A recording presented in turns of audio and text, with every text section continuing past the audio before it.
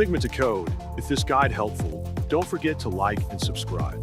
First, go to the Figma website. On the top right, click Login.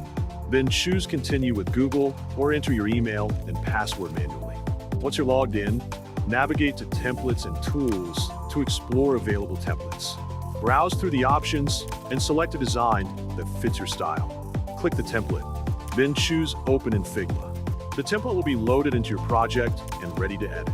On the left panel, you'll see your files and assets, while the right panel allows you to adjust layout and appearance settings. Next, go to the bottom corner and click Plugins and Widgets. Search for Anima.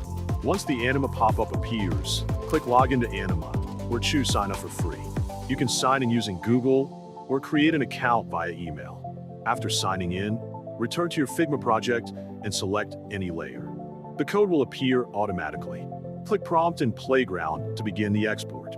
Finally, hit Open Playground, and once redirected, select the Code tab at the top.